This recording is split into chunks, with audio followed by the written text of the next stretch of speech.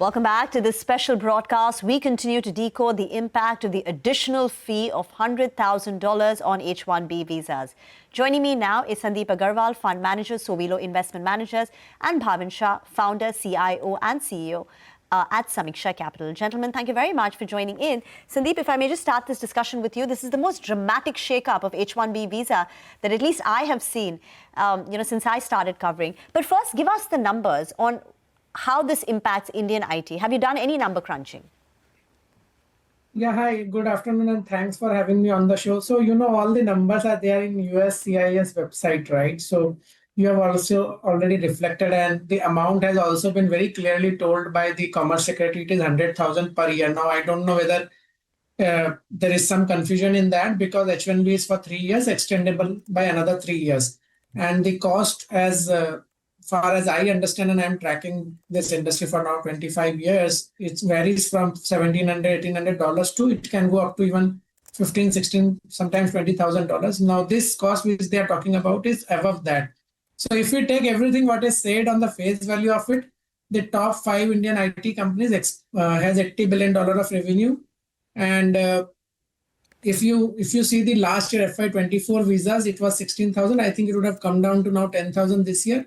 So 10,000 visas into 100,000 is like $1 billion impact.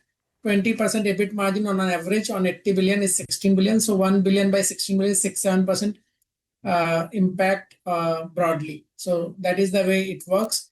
So quite a significant impact, to be honest. And bigger challenge is that, water and people find their ways. So I think, more and more outsourcing will happen over a period of time. And COVID has taught us everything, that how work can be done from remote. And secondly, I think a lot of GCCs will also come up. And third, I think Canada will be a biggest beneficiary because a lot of companies will start sending people to Canada to execute. And they can, if required, go for day trip, and also they can solve. So I think there is a temporary problem. Impact is huge in an industry where growth is not there. So yes, the industry will go out of flavor for the investors for some time. But I think that except margin, execution will happen as mentioned clearly in the previous by the previous speaker from Hexaware CFO. It is very clear there is no other source of executing this work today from anywhere else in the world. So Sandeep, if you have to summarize very simply, it will be margin negative in the near term, but if over the medium and long term, as business models get, talent models get realigned and we see increased outsourcing, will it be positive for margins? We reduce sending people to H-1B visa, get more work done here. Won't that be margin accretive? Yeah, 100% it will be accretive, because if you see it already on the onshore, with people we send, we don't make much margins. The margins are very, very low because we have to abide by the minimum wages and everything. So it is just that we need to give client comfort that we have to send people, and some projects are so complex that you need 1 or 2% from there to coordinate because time zones are different. We are doing it, but given a choice, no one would like to send people. There is huge cost in sending. We make hardly any margins when we send people abroad, except few projects where you can charge very high initially during transition phase. But steady state projects, we make very low margin in the onshore. We make most of the margin from India only. Bhavin, come in with your perspective. Have you spoken to other IT companies? What have they shared with you about the impact over the near term, medium term? And the question is, does H-1B visa program for IT now become unviable? Yeah, I think the program is definitely unviable at this kind of cost, except for very, very select, very high, talent, kind of high skill kind of situations. So yeah, I think the business model will have to innovate around this, and essentially, I think as the other speaker mentioned about COVID, how it evolved the way we do work, not just for the offshoring, but even in terms of interaction with companies. I have seen that the mindset of companies have changed after COVID, and most are willing to talk on a video call. That was not the case before COVID. So I think those things will happen, and I think the business model will sort of adjust to it. But I think what I think is important to keep in mind is, I think we already have some factors at play with respect to the question marks about the US economic growth, the impact of Gen AI, to some extent, and now this. So I think it just makes the picture more cloudy in the short term, but with a clear potential for further strengthening of the offshore opportunity for India in the longer term, and maybe some other ways in which the companies will innovate to deal with this. Bhavan, there is also a prevailing wage requirement. Can you explain what that means to our viewers and what are the implications? Are the employees who exist currently on H-1B visa in the US who are unaffected as of now, will the cost associated with them go up now? Well, I think as Mr. Jain from Hexaware, explained, in certain situations, this will require additional cost, because whether a change of site and other renewals and so on. So yeah, in that sense, it will go up, and I think that means that even those who are there, while they may not be immediately affected, some of them may be sent back, as with time. Sandeep, just to get back to the point that you were earlier making, Indian IT companies are struggling for growth. There's very limited investor interest.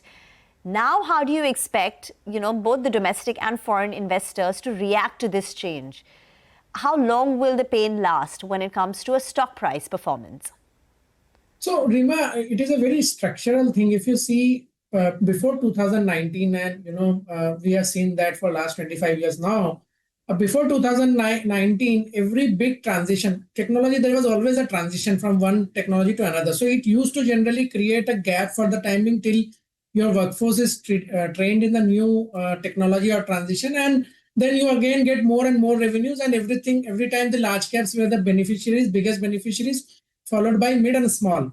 After 2019, we have seen when COVID came, 2021-22, we have seen the mid caps were the biggest beneficiary because the deals in which they were never able to participate because they were 500 million, 1 billion, and sizes of those, these guys were not able to participate. But post-COVID, the deal sizes became very small and they were the biggest beneficiary. You saw all these stocks becoming 10x.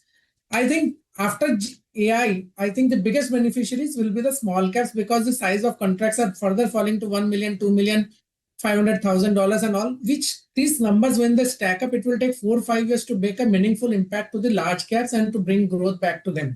So my call is that, the large caps will see 4-5% growth for elongated period of time, maybe 3 to 4 years. The mid cap will see 10-12%, 15% growth for 3-4 years, and they are at 6-7 times PEG ratios. The small caps, which are not very expensive on the PEG ratio, they can actually see a much higher growth. That is the way I see the industry shaping up.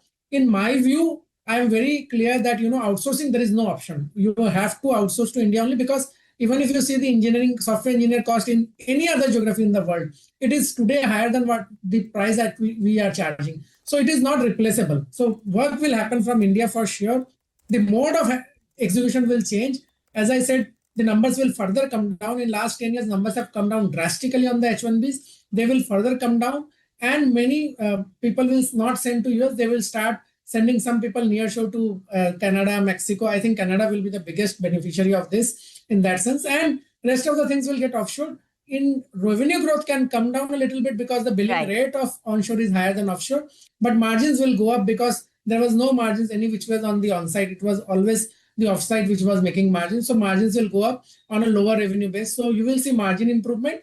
And you will see lower revenue growth for some time. But because the large caps cannot do much, I think the interest in the industry will go down from the investor, both for FIs and domestic.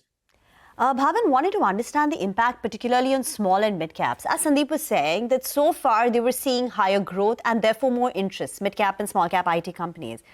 But now with soaring H1B costs, they're practically priced out.